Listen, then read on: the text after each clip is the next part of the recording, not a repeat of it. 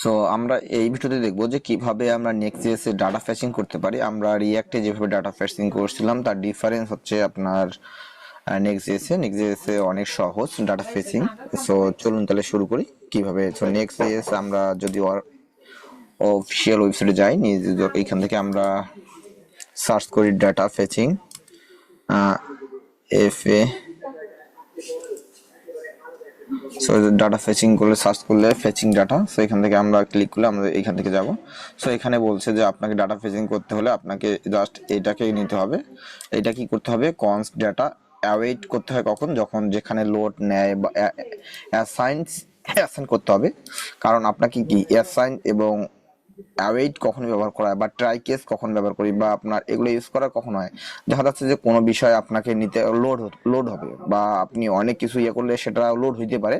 তখন এই যে লোড টাইমটাকে কমানোর জন্য আপনাকে অ্যাসাইন আর অ্যাওয়েট ইউজ করতে হয়। সো এটা কিভাবে ইউজ করবো চলুন। আমরা রিঅ্যাক্ট ইউজ করছিলাম কিভাবে, রিঅ্যাক্ট.js।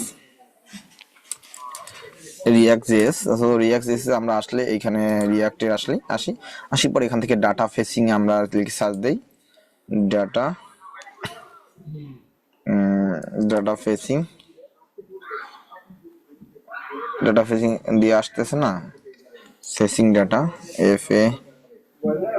FATCH fetching data fetching.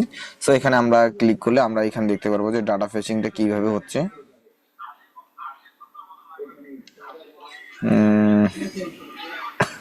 Show ডিটেলসে ক্লিক করি। ডাটা ফেচিংটা এখানে আমাদের কোডটা পাচ্ছি না, কোথায় ডকুমেন্টে গেলে আমরা আসলে পাবো। দেখি data fetching রিঅ্যাক্ট.js data fetching FACING fetching, এখানে আমি সার্চ করি direct. So data fetching JavaScript react. So এখানে আমরা ডকুমেন্টে যাই, ডকুমেন্টেশনে গিয়ে আমরা ডাটা ফেচিংটা দেখি আছে কিনা।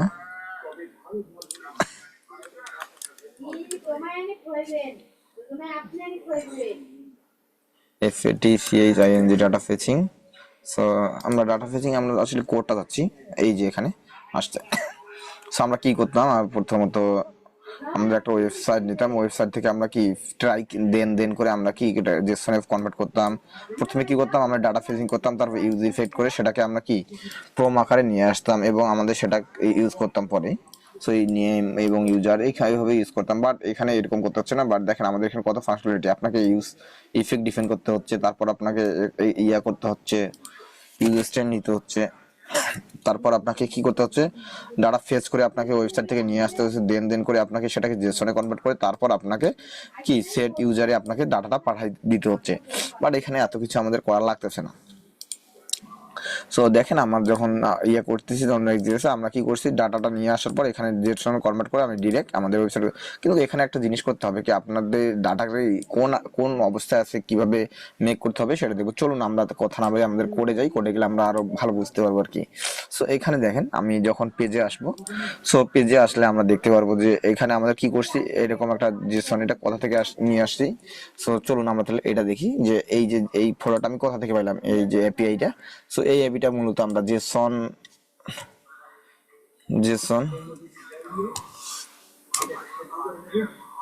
এপিআই লিখে সার্চ করলে আমরা আমাদের পাবো। সো আমি একটা সময় দেন।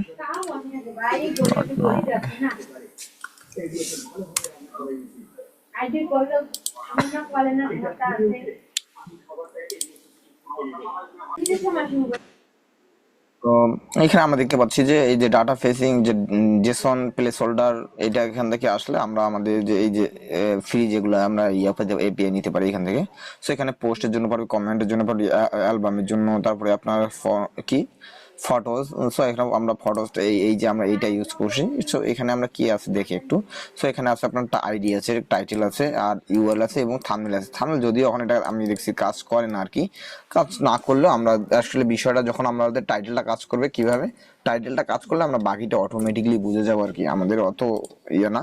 সো এখান থেকে আমাদের কাজ করতেছে না ইমেজ। সো তার মানে এটা হবে না, যদিও এটা তারপরে আমি এটা ইউজ করেই কাজ করছি, কারণ আমি এখন সময় লস করব না শেখার ক্ষেত্রে।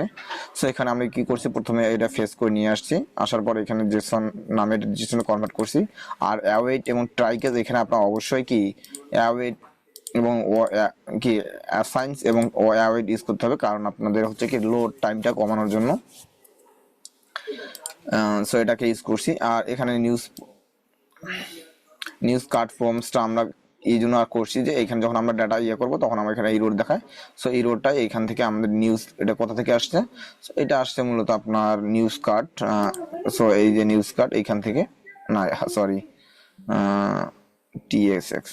সো আপনাকে এই কাজটা করার আগে কিন্তু ডাটা ফেসিং করার পর আপনাকে যেটা করতে হবে, আপনাকে এইভাবে করতে হবে, এক্সপোর্ট ইন্টারফেস করতে হবে কি নিউজ আইটেম করার পর আমরা কি করতে হয় দেখেন, আপনার টাইটেলটা কি, আইডিটা আছে স্ট্রিং। তো এখানে যদি আমরা দেখি আমাদের ওয়েবসাইটটাকে,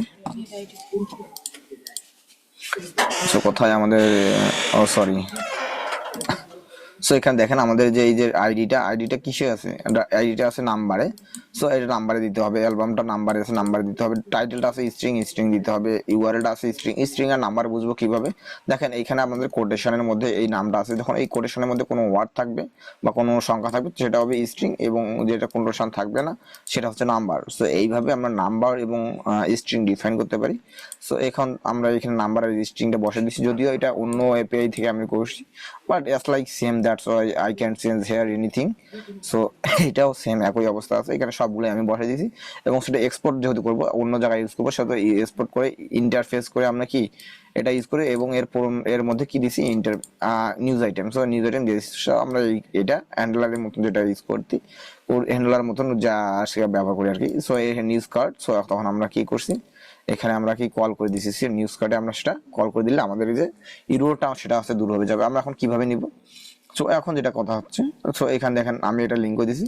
সো ইমেজ যেহেতু আমার নাই, সো ইমেজ এখানে জাস্ট আইটেম ডট আমাদের নিতে হইতো কি, আইটেম ডট নিতে হইতো এই যে আপনার যে থাম্বনেল ইউআরএল, বাট এটা যেহেতু থাম্বনেল ইউআরএল কোনো ইমেজে নাই, তাহলে তো এটা পাবে না। সো অযথা তো নিয়ে লাভ নাই, একটা ইউআরএলও পাচ্ছে না বা একটা ইমেজও পাচ্ছে না, সেক্ষেত্রে সেই ইমেজ হয়তো বা নাই, ফ্রিতে যেহেতু ইউজ করতেছে এগুলো নাই, সেহেতু তো লোড নিবে বা ইরোর শো করবে, ডাটা না পাওয়া, সেক্ষেত্রে আমি এটা দেই না, কিন্তু আমি টাইটেলটা জাস্ট চেঞ্জ করে দিছি। সো আর সাবস্ট্রিং কেন দিছি, কারণ যেন টাইটেলে কি 0 থেকে 30টা লেটারের মধ্যে দেখায়, এর বাইরে যেন আমাদের এই বেশি না দেখায়। সো আমি এখন আমার ওয়েবসাইটে গেলে দেখতে বুঝতে পারবেন আর কি। সো দেখেন এখানে বলছে 30টা, দেখুন প্রত্যেকটা যেন সমান ডট ডট ডট করে আছে, তার মানে আরো এদিকে আছে।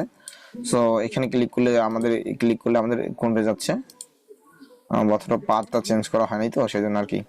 সো রিড মোডে গেলে হোম পেজে থাকবে, এখন বাটনগুলো ওখানে। সো এইভাবে আমরা আমাদের ডাটা ফেসিংটা করতে পারি আর কি, যদিও হয়তো আমার কথা বুঝলেন না। এই ছিল মূলত আমাদের যে ডাটা ফেসিং এর নেক্সট যে easy way. So thank you so much.